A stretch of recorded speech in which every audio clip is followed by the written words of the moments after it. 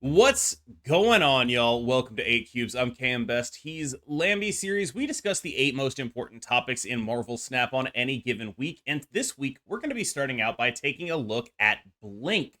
Blink is a 5/7, I believe, at this point, based on the dev video, that is going to flip whatever card you played before her into a card that costs more than that out of your deck. The two obvious synergies that I have arrived at for this card are Jubilee and Electro. An interesting pair given that ramp decks already exist and are a fairly, minor part of the metagame, but they are an established part of the metagame. You know what's going on when your opponent plays Electro and Blink. You can kind of see that. In addition, this seems like a card that could replace Lockjaw's old role in Hela, making that more consistent. Lamby, where do you see Blink landing in this metagame? So this style of card is something that I've been wanting for a very, very long time in Marvel Snap. And in general, it's the kind of cards that I like. Like, firstly, the kind of card that I define this as, it's sort of like curated RNG, whereby it's not 100% random. You're getting random outcomes from a fixed set of like outcomes from your deck. And I think this is the kind of RNG that I like because it's exciting, right? Because it's not completely like out of nowhere. You kind of know that there's a chance that it hits good, sometimes it hits bad. So it's quite exciting. But yeah, I do agree that one of the packages that I really want to try is to do a bit of a Jubilee plus Blink splash, right? Because Jubilee pulls something decent out of the deck. Then you play Blink, swapping the 4/1 Jubilee to something that's obviously most likely better, So that's something that I'm really looking towards.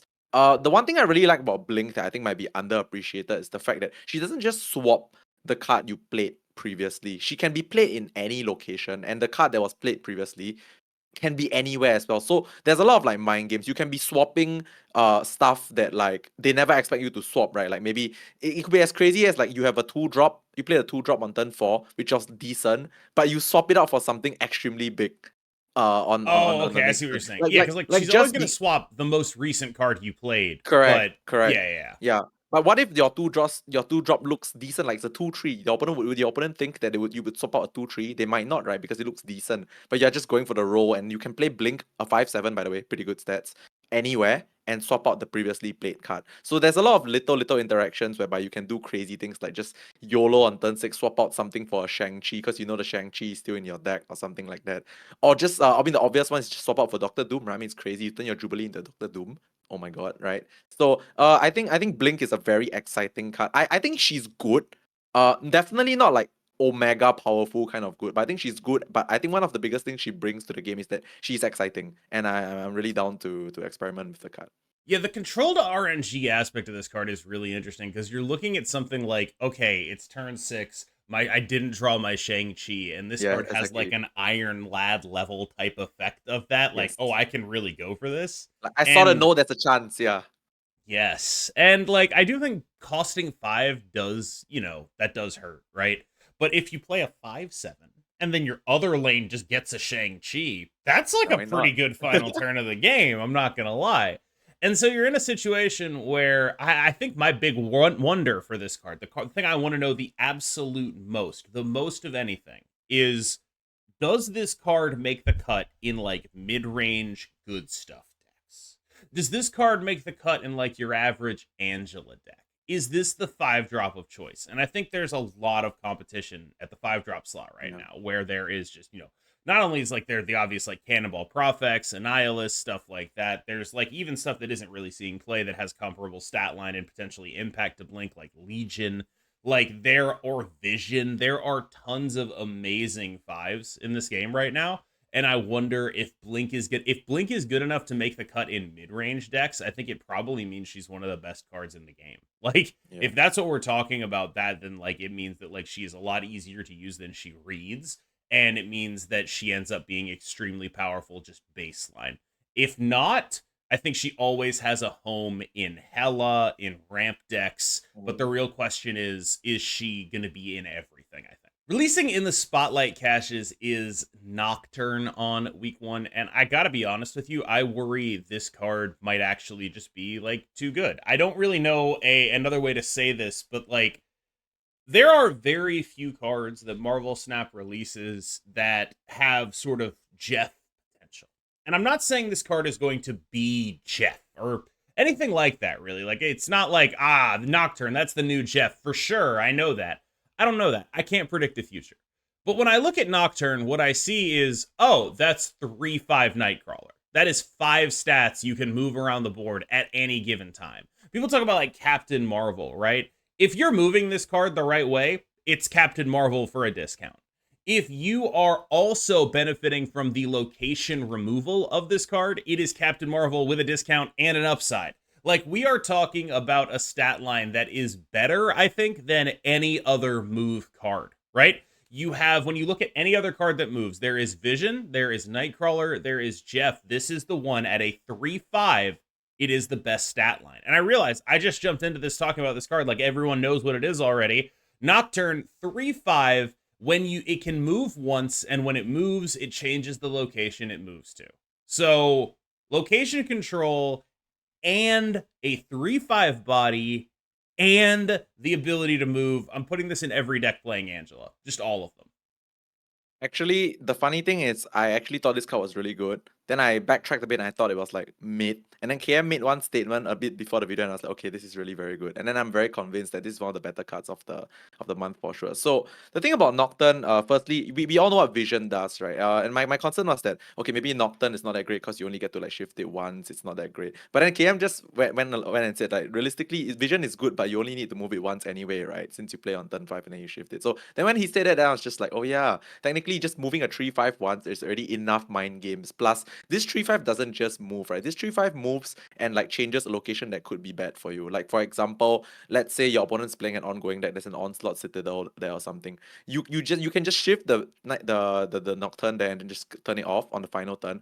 Or you can somehow just choose to maybe never contest that ongoing lane and never shift the Nocturne. It's so much mind games, and that whole fact that it can move itself just that once is just crazy. Like 3/5 body on a walking Scarlet Witch plus Nightcrawler, which is literally the flavor text because it's the child. But yeah, so I think Nocturne is actually super powerful, and like, yeah, I think I would always play this in my mid-range deck, like always. Like, my Angela deck will always have this card because it's just great to play on the Angela location, right? You play a 3/5 there, buff the Angela. If you have a location you need to change, you just shift it and then it changes. If you don't have a location you need to change, you can still shift it, move a 3/5 somewhere else, and play more stuff on the Angela. Like, I think this card is actually really, really very strong. And yeah, I regret that few hours of my life that I backtracked and thought it was bad, but then I realized now it's actually really, really, really good. So yeah, I'm actually like super excited for Nocturne, and I do think she, like Kia mentioned, Jeff level of power, but for a different reason, I would say, right? I'm not saying she's gonna, like, Jeff, obviously, like, okay, it's Jeff, right? Like, you have this very specific like, the fact that it is able to beat Professor X is super relevant, and Nocturne can't do that, and that is like a decent portion of Jeff's power. The fact that you're able to play him on those locations where stuff can't go, that's another big decent portion of Jeff's power. Like, Nocturne is, I think, ability wise worse than Jeff. It's just that, like, a 3/5 that moves is really good. Like, that Yes. is, like, I don't think she is as good as Jeff. I don't think she's going to be as ubiquitous as Jeff. I think there's definitely going to be people who are like, I hate playing this card because I rolled something bad with her the first time I played with her. Like, that's definitely going to happen, right? There's Yeah. definitely more downside built into this. But, like, fundamentally, when I look at this, I'm like, oh, that's the best stat line they've ever put on a card that can move. That just Agreed. is, right? Like, that is the best Agreed. stat line they've ever put on a card that can move for the price. And that comes with the upside of blowing up locations when you are in a situation where you need to do that. And while it does not have Jeff's insane flexibility, I think it's the card that I've seen that comes the closest to, for me to look at and be like, I feel like I'm going to be playing that in my decks a year from now. Next up is Namora. Namora is a 5/6 according to the dev video, a 5/5 on the data mines. We'll see which one is right. That says your cards in other lanes that are there alone get +5 power. So giving 5 power to cards in other lanes that are there alone is a very interesting thing to do, I think. Like, this is it's a Namor synergy card, it's an Orca synergy card, but more realistically, you're looking at that and you're just like, that's like a 5/16 if you can pull it off. So it's really a synergy card with like a Jeff or Nocturne type thing, right? you have those in the side lanes, and then suddenly you play Namora and you have like these giant movers on the final turn of the game. That's what appeals to me about this card, I think. Yeah, I don't think this is a very fantastic card, but I feel like one of the things going for this card is that if I'm not wrong, you can play Namora on like the middle, left or right, and it still could buff like the Yes. other card locations, right? That have like one card in them. So does this work with Galactus, for example? Like, what does it check? Let's say you play Galactus on a solo location. Do you think it works? What do you mean? Like No, it's an Galactus. on reveal ability. Oh, it's an on review. Okay, so Yeah, it doesn't work. no. It Does not doesn't work work. with Galactus, and good Right. lord. I thought it was the What? ongoing. No, oh wait, hold up. It's an on review. Okay, so Oh my that makes it a god, you lot. didn't even know. He didn't even I didn't know. know. I thought it was ongoing because Namor. I assumed it was Namor. So No. This is an on okay. reveal. It's So an it's a on lot reveal worse. It's a ability. lot worse actually because it doesn't float. Right. Then everything positive I have to say about this card just gets You thrown think out the that's window. worse? Because I think it might be better, Yeah. right? Like, I think it's okay, worse. since it doesn't float, that means you can play this on 5, get the buff, and then put stuff in there on 6. True. I mean, it depends, right? It depends, right? Like, the thing is, if it floats, then I mean, there's positives and negatives to both. Okay, consider this curve. You ready for it? Okay. Jeff in one lane, Namor Nocturne in the other, on left and right, I guess. In the middle lane, Okay. in the middle I get it lane, you now. play Miss Marvel, Namora, Doctor Doom. Okay, actually, that's kind of sick. Yeah, that's kind of sick. So you give the left and right +5/+5, right? Then you can shift stuff around as well. Yeah, you're effectively doing like card Miss Marvel Namora Doom, and so you're ending Okay. up putting like just 15 power in the side lanes when you do that, Yeah, and you're you end right. up Actually, putting I think. it's 15 power in every lane, right, over the course of 4, 5, 6. Okay, yeah, actually, then maybe you're right. I think it's better. Like, I just had this idea that I wanted to do some crazy collector stuff with this, but then the more I think about it, like, this is more practical, right? The fact It's that a you can little just more practical, yeah. yeah, you buff the you buff the singletons on each location, and then especially if they can move, aka like Jeff Nocturne, Nightcrawler, blah blah blah. Even Vision actually, Vision doesn't work because it's on On But like 5, yeah. anyway, yeah, but that makes more sense. Yeah, actually, I think it's actually kind of decent. I still don't think it's like comparable to like Blink and Nocturne though. But like this card will see play, I believe. Sage, a 3/0 with the ability to gain +2 power for every card with different power at the location she's played, not counting herself, which means she caps out theoretically as a 314. That's an interesting number, right? How Yeah. realistic is it that that's going to happen? What really strikes me about this card when I look at it is I see, like, okay, I don't want to play this until the final turn of the game, right? So that sort of makes me feel like, what if this is second Hitmonkey? What if you're doing like Sarah and then you have Hitmonkey and Sage and Mysterio, right? Like, what if that's the thing you're trying to accomplish? What if that's what Sage wants to be? Maybe Sage is a Sarah Surfer card. Maybe it's a Hitmonkey Sarah card, but it feels like that you're just not playing this card until the final turn of the game. You just never really are. And that's alternatively, you can start clogging them up, I suppose. Right? Like that's another way to do it, but there's a lot of ways to win a clog lane, and investing a lot of power in that doesn't feel like super efficient to me. So what do you think about Sage?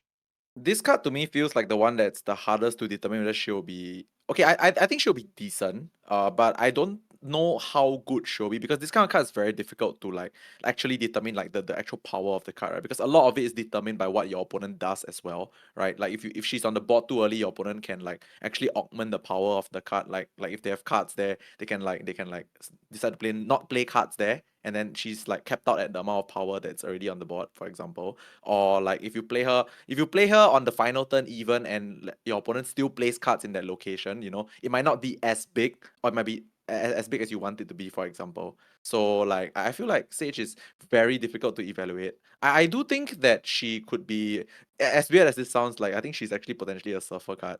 Like you could play her in surfer simply because she's 3 costs, and like it's maybe like gladiator levels of stats on average, I would say, in a surfer deck.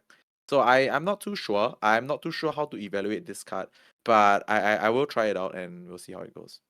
Yeah, I think it's fascinating that after so many 3 drops come out where everyone just makes fun of the Surfer people for being like, look, it's a 3 drop, it goes in Surfer. This I one think we might works. actually have a 3-drop that finally like it's like, oh yeah, that actually Right. does go in Surfer. It might actually be better than some of the stuff Surfer is currently playing because Surfer does have this issue where it's hard for it to get really tall in one card. And this can help that for sure. Like I'm imagining like a final turn Sage Gladiator Silver Surfer kind of thing where you're just playing Sarah, like two Sarah. three tens or something, right? Like that seems compelling to me. Sasquatch, a 6/10 that gets -1 cost for each card you play the turn before. Now, I am already playing a vast amount of what I would like to term just weird Mysterio bullshit. Like I have a lot of like just various, Annihilus Sentry, Pixie Cannonball decks that just are already playing Mysterio and Mockingbird. And I just sort of feel like those decks are already pretty interested in playing Mysterio on turn 2 most of the time anyway, because you get the discount on Mockingbird. And now you have not just a discount on Mockingbird, but a discount on this card as well. Mysterio on 2, this on 3 seems pretty messed up to me. I'm not gonna lie to you. Like this is a card that I feel like has a very clear home to me, and it's going in all those Mysterio Mockingbird decks. I am interested in playing Mysterio Mockingbird Sasquatch as a package in a bunch of different stuff, and I think that that is probably going to be pretty strong. The interesting thing about this though is that it's a 6/10. Like if they nerf it, it goes to like a 6/8 or a 6/9. Does that make it stronger? Does that make Yo. it stronger or weaker? If it's a 6/9 without any other, if it's a 6/9, technically it makes it better if you want to play it early. That's all I can say. Mm-hmm. But I know And where you we're going do with this. most of the time. Yeah, you do. Okay, but like I actually initially looked at this kind as like, oh, Mysterio, right? Everyone obviously thought of Mysterio. So I thought of Bounce, but I realized it's actually really not a Bounce card because Bounce wants to offload like classic Bounce, right? Wants to do the hit monkey stuff and all that with the Mysterio on the final turn. Yeah. So this is a card like Sasquatch is a card that you want to actually play your Mysterio like a bit earlier, right? Because you play the Mysterio a bit earlier, discounted Mockingbird, discounted Sasquatch, like just a Mockingbird, just a Mysterio alone is a 3-cost Mockingbird and a. Wait, is it 3 cost? Yeah, 3 cost Two Mockingbird and like a two cost 2 cost Mockingbird. Mockingbird, 2 cost Mockingbird. Yeah. So I feel like Mysterio is one of the cards that will enable this Sasquatch, and I think the deck that we are looking at right now is like it's actually very zoo-esque, isn't it? Like you said, like you play a lot of little things. You can even Sort play of. Patriot. You can play Patriot to buff the Mysterio clones and You stuff like that. can. Yeah. I There's get it. I a get it. there's a Like, lot of there's a lot of weird stuff in this space. I don't really know exactly what to call it. Like the original person exploring this space was Butt when he was playing like Pixie Patriot yeah, Onslaught stuff. And then it sort of expanded outwards from there. We have like the Clog oriented versions, we have the Cannonball Profex oriented versions. And in a lot of those, one of the things you'll see is just what is like one of the things that I've been wondering about ever since that original deck is like, what is the best Mockingbird deck? Because she's definitely still really good. And I yeah. think basically anything with Mysterio qualifies at this point. Yeah, my idea right now, like just off the top of my head, because I just casually mentioned Patriot, right? You just think of the curve of like, okay, I don't even know if you want a Squirrel Girl, might be a bit too much, but you can go like for example, like Mysterio, Debris, semi-clock them, and then your Yep. Mockingbird is so cheap, your Sasquatch is so cheap, and then obviously the Patriot just fits in very nicely as well. Then you fill the rest with a bit of tech, one Shang-Chi, maybe a bit of stats. I think that's legit a deck, by the way. It already So is. That's a deck I've yeah, been but with playing. Like that's oh yeah, that like that's already I've already been doing that. Like that's what I mean with this. It's like I did a video on basically the exact deck I'd play Sasquatch in, and it's already real. Like yeah, it's it's gonna be more real. already It's gonna be more real in a few weeks, for sure. yeah, and it's like whoa. It's like I gotta imagine. I'm not gonna like. I don't want to be like I know everything, right? And the people doing playtesting, assuming they exist, don't know anything. I don't want to be like outside looking in guy here, but like I cannot imagine they figured this deck out. I just don't think they did because it took a bunch of high level players like a month to figure out that this stuff worked. Like the pixie stuff especially, like it's like it Yeah, took of it course. took people forever to figure that out. And then like the like okay, what if we replace Pixie with the Mockingbird Mysterio stuff? Like all of that stuff came directly from like a bunch of Yes. people in the top 100 grinding this stuff out and trying to figure it out, right? Mm. I highly doubt they got to that. And so I wonder if when they make this, they're thinking, okay, they're going to put it in bounce, they're going to do all that stuff. But it's like, no, it's actually going somewhere much more dangerous for you. It's like going I somewhere d- much better. I do think Sasquatch specifically they did consider the Mysterio interaction because every card that says X amount of cards played, you just naturally No, gravitate towards I think they Mysterio. understood the Mysterio interaction. What I'm saying is, I think they thought what you did. Like, oh, it doesn't make a ton of sense in bounce. They're playing the Mysterio on 5. It's going to be fine. It's not going to Yeah. be that bad. And then what ends up actually happening is there's a deck that's playing Mysterio on 2 and also Professor X and also clogging people. And suddenly you're looking at Sasquatch like, what is this card? How is this possible? Yeah, that one I don't think they thought about it. Like it's actually quite an oppressive deck because it's not really like a card spammage deck on turn 6. Mm-mm. You're just playing like stuff on curve and then everything else you draw thereafter becomes cheaper and still powerful. Yeah, like playing this card into a Professor X does not seem fair. Yeah. Like doing like, Definitely oh, not. hey, look, it's Mysterio and Sasquatch. I have a free turn 4. Unless you Shang-Chi me right now, I'm going to Professor X that turn 5, and then I'm going to win a lane with Cannonball. That doesn't seem Yeah. okay. That seems kind of Sounds messed up to me. really disgusting, right? Yeah. Oh, did I mention my Mockingbird cost 2? I didn't mention that. My bad. I just got to throw that out there, too. 2-9. So I want to talk about Noki, the Loki-less Loki deck that's been running around, courtesy of Jeff Hoagland. And I've got an analogy for you that may or may not make a ton of sense. But the basic reason this deck works, I think, is that it's hate bears, and that's a Magic the Gathering term for a deck with like it's like a reasonable aggro deck. But the way it works is it plays like all these small guys with effects that prevent your opponent from really getting off the ground and doing the thing their deck is trying to do. And I think that between Luke Cage and Mobius and the Snow Guard units, you end up doing this thing where I have not played a deck that plays around locations better than this one. Like, there are so many ways to invalidate or make one sided the locations in the game, from Dream Dimension to a Quantum Realm. Like, everything you can do, you have a lot of ways to make these locations good for you and bad for them. And having all of those tools combined with, cheating energy, card generation from Agent Coulson, Valentina, things like that, Angela, of course, Kitty Pryde, Elsa.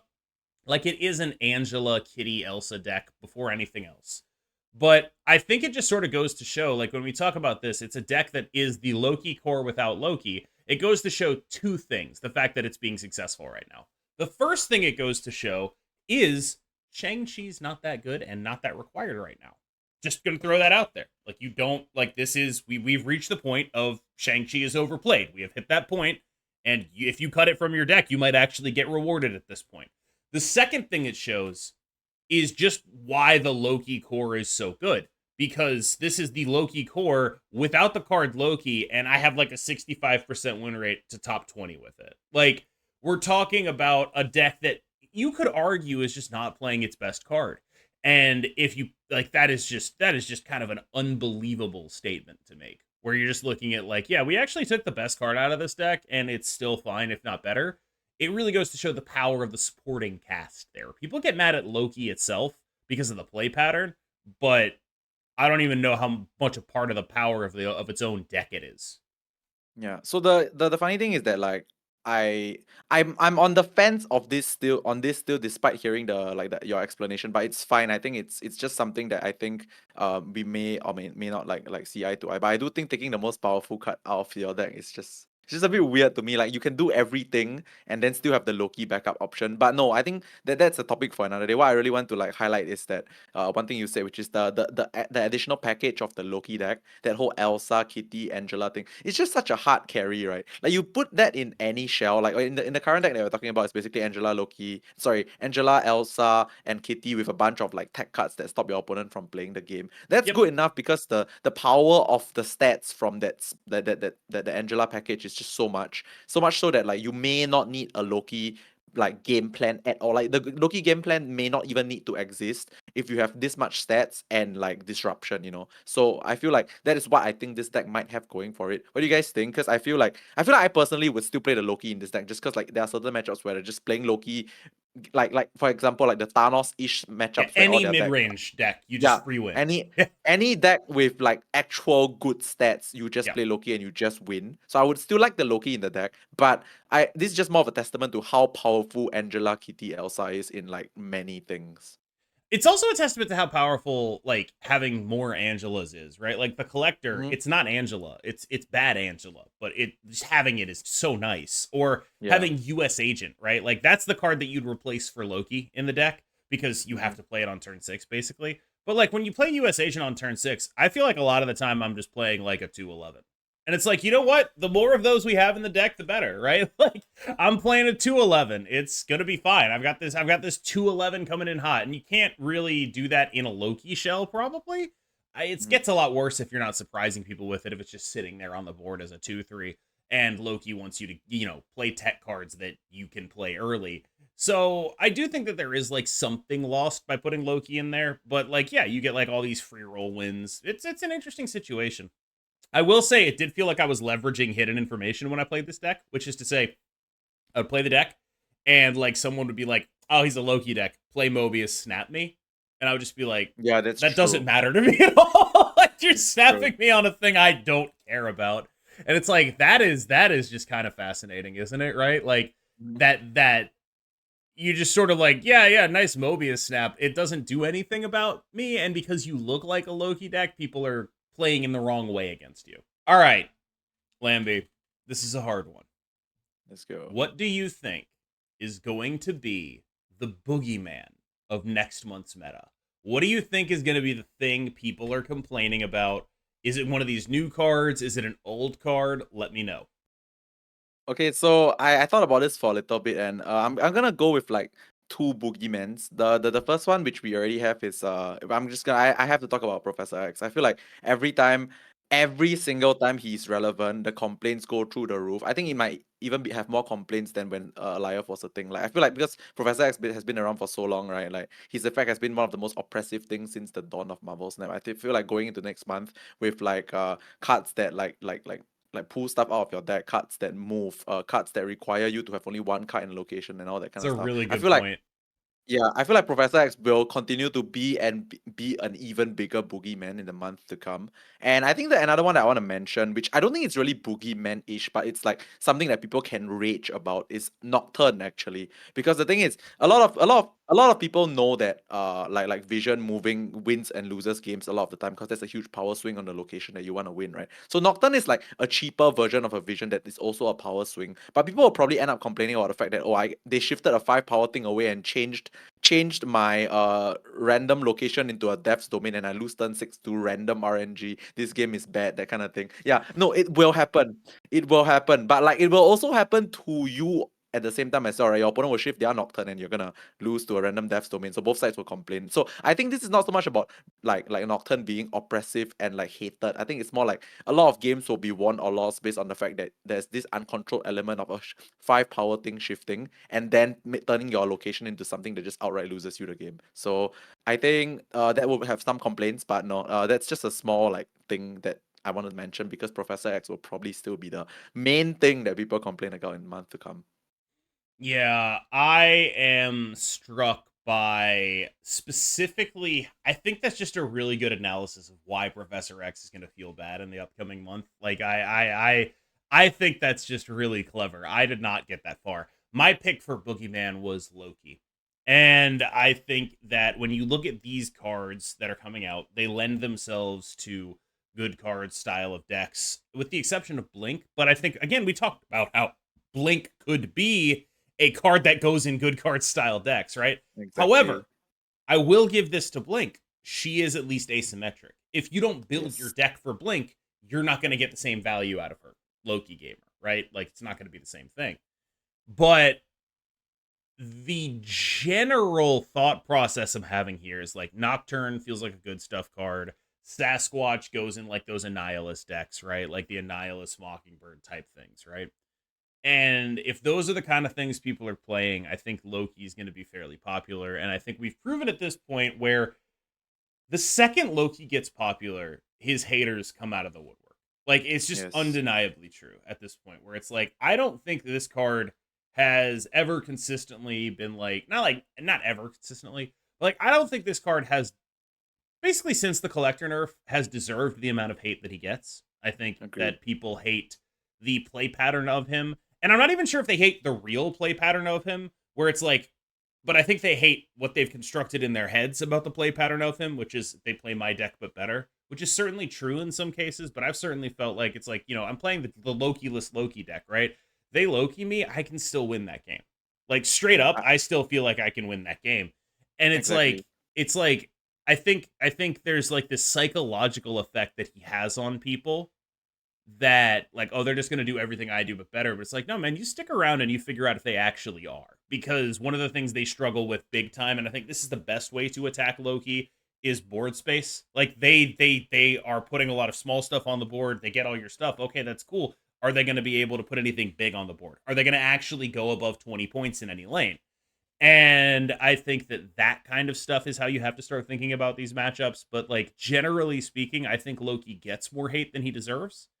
Correct. But also I've probably spent less time playing Loki this month than like any month previous. Like, I think people like I've to actually dunk on played me. more Loki Really? specifically this period, yeah, just because like it's been a while since I've really deep dived into Loki, and then like because they get it's popular again, so I played the deck a bit more recently, and I 100% agree that I feel like people just okay, not people, like I feel like at the end of the day people might be blaming the wrong thing too often, because I feel like Loki being the way it is, like stealing your stuff and playing them for cheap, only really gets there if if the Loki deck is actually in a decent position going into that Loki turn. Yeah. And to be in a decent position going into that Loki turn, you have to have a really strong early game. And yeah, it has an insane early game right now, right? Like Loki, there's just Yeah. so much stats and it compounds. So I feel like it's one whole like thing altogether, Yeah. whereby even if Loki does end up closing out the game for your opponent, you gotta understand that to even get to that point, their early game must have been pretty insane as well. Yeah, my like super dumb pitch is like make it so you can't run Loki and Angela in the same deck. Like it That wouldn't never gonna obviously happen. they It's would never never gonna do it. happen. No, obviously they would never do it. But like I think it would work, and I think a lot of people look at that and they're like, "Cam, what are you cooking? That's ridiculous, right?" It But will then work. we're It out will work. here like farming with the Loki-less Loki deck, and it's like, no, the Angela is like a big part of why this is good. Yeah, it Like will, the it will Angela work, but it stuff will never really happen. matters. Like I think it would work. They're obviously not going to do it, but I think it sort of demonstrates where your head should be at with like how this deck works, because like I'm out here winning with a Loki deck that doesn't have Loki in it. So how much of the problem is he actually? Like people like to dunk on me like, "Oh, Cam, you just love Loki. You just love playing Loki." I've played Loki on stream I think 2 days out of the month, right? That means I've played him for roughly, I don't know, we'll ballpark it, under 10% of my games this month have been Loki. I'm not really like a Loki one trick like that. I like playing Angela decks, and he's usually the best Angela deck, so that's how I end up playing Loki a lot, right? And I gotta tell you, this experience with Noki has really is really thrown me for a loop. I'm not gonna lie. Yeah, I think I gotta go and try this Noki deck a little bit. Like I'm not 100% convinced yet, but like I You can I shouldn't can see the be. selling I Like can see the selling point a bit, just a little bit. it's so weird because like I you're think just it's like, weird. That's why I think it's it's really so weird. weird. It doesn't make a ton of sense, but it's like, you know what? I can't explain it, but I keep winning. Uh, yeah, I should just try it and then maybe I'll Yeah. be convinced or not. I We'll don't see. necessarily want to convince you. Like the funniest thing about the Noki deck is that Jeff came into chat, right? He was Yeah. like, I cannot believe I convinced so many of you guys to play this crap. And he's like, because like even he doesn't think it's very good. And then I'm playing against like Yo Woody, I'm playing against Tanjo, and it's a 12 card mirror. And it's like, wait a Yeah. No, minute, the, like the what funny is thing is happening? like so when you mentioned that Jeff part, I really wanted to say this because I respect Jeff a lot as a card game player. Like, I think he's actually a really good He's card very game good, player. yeah. He's very good, right? Like I've always thought that he was a very good card game player. So when he made this deck, my first thought was like, I don't get it. So the Yeah. fact that he himself is saying that he doesn't get it makes me feel a bit more like justified, because I'm also pretty good of a card game player, guys, and I don't get it. I don't get Yeah. this Noki deck, but I guess it just wins, right? Jeff's actually super cooked twice this month. He cooked the Yeah, original Pixie deck and he cooked this. He's had a banger month. You I gotta give him agree. his I flowers agree. for that. Let's talk about what I like to affectionately call the stretch. We just talked about all 5 cards releasing in the next month. And at least 3 of them we think are extremely powerful, and the other 2 we think are at the very least interesting and have the potential to be extremely powerful. So, what does that mean for you as a consumer? Well, that's not a good thing, unfortunately, That's because not. what it means is you now have to figure out which one of these you want. Oh And my if god. in a world where where you want to run multiple of these, you might just be screwed because these probably aren't rerunning for like 5 months, right? Yeah. So if you want to play Nocturne and Sage and you don't want to spend, tough shit, apparently. And this is a pattern that I've been noticing it and it's been pissing me off for like basically ever since they got better at balance. And I think it's undeniable at this point that you look at the 4 months from September to December, they had to majorly nerf 8 cards. You look at the 4 months from the blob nerf to now, they had to minorly nerf Red Hulk. In terms of new cards coming out, it's not even close. They are so much better at balancing that top end, right? But because they're so much better at balancing that top end, what it means is they're putting out these cards in their sort of like fixed states already, where they're like, all right, well, our original idea was this, but that was obviously too broken, so we brought it down to like an 8. And if they keep releasing 8 out of 10s, well, it turns out 8 out of 10 is still better than a lot of Marvel Snap cards. Maybe, Yup. oh, maybe most Marvel Snap cards, maybe like 80% of Marvel Snap cards, maybe higher, right? Like, and so when you have decks in Marvel Snap that are composed of good cards, and like there's this good cards archetype that's just like running a bunch of good cards together, you suddenly end up in a situation where it's like, wait a minute, I can't play that deck unless I bought these 3 cards in a row. And this was really Yeah. thrown into stark relief for me when it was like, I'm playing a deck that has Pixie, Mockingbird, Cannonball. No free to play player can possibly have that because they released 1, 2, 3 in a row. That's impossible. You can't do that. You can't have that free to play unless you just didn't spend forever, right? And I am like, I think it's good that they're not releasing broken stuff anymore. Don't get me wrong.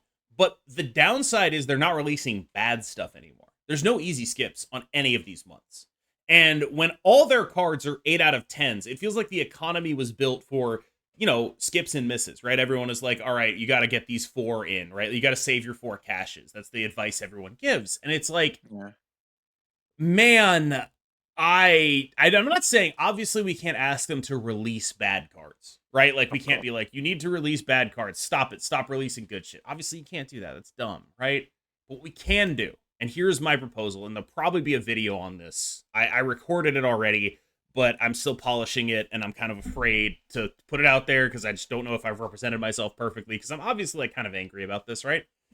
And here's my proposal basically, and I'll go into deeper detail on this later, but like there are 2 things that they can do that are not reworking the entire economy. The first is aggressively buff older cards, and the second is aggressively series drop bad stuff out of there. And I know you're going to be like, well, what do you mean aggressively series drop bad stuff out of there? Aggressively series, the bad stuff, get rid of the bad stuff. The less cards there are in series 4 and 5, the sooner those cards rotate back into the shop. It's literally that simple. We have to get some of this bad stuff out of series 4 and 5 because otherwise it is not only taking up space in series 4 and 5, it is taking up space in those caches that could otherwise be good cards. It is a bad thing.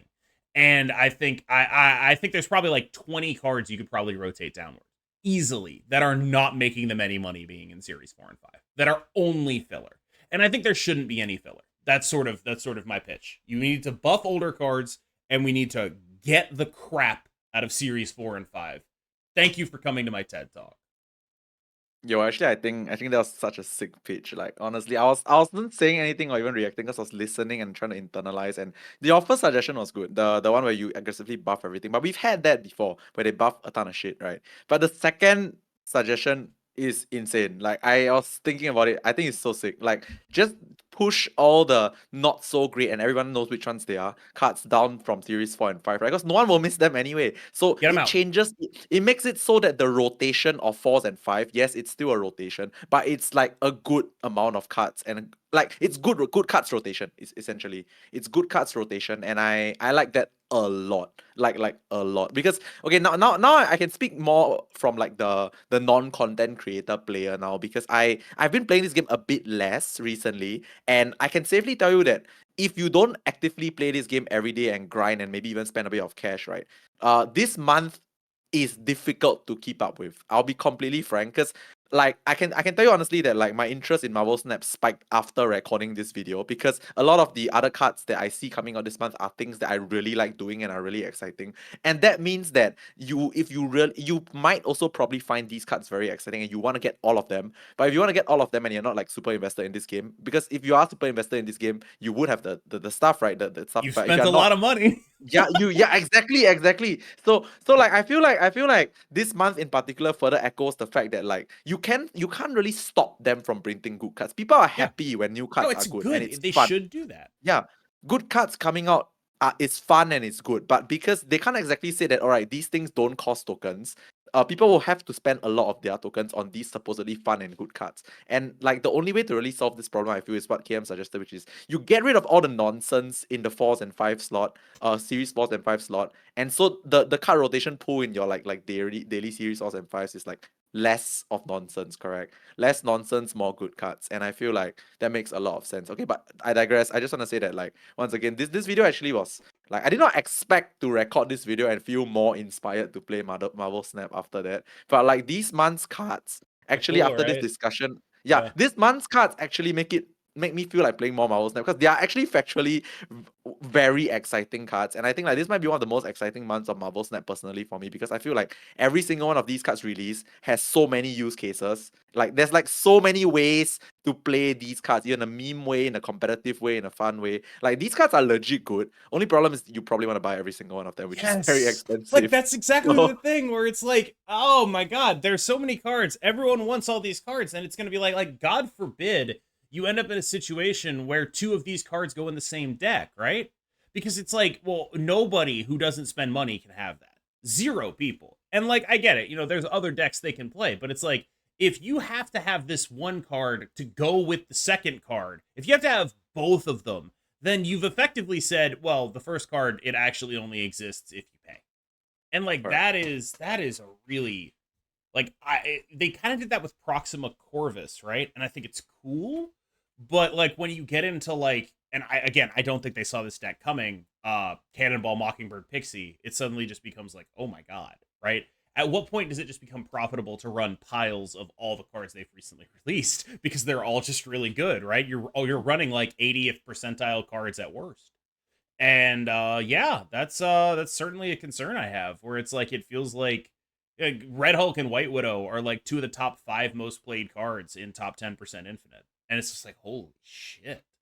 Like the prevalence of these newly released cards is at an all-time high, which I guess flipping that around proves that spotlight caches do let people get cards. Because before this, there was no way a new card would be like top 10 play rate in the game immediately. It just wasn't a thing. That was a season pass card or nothing.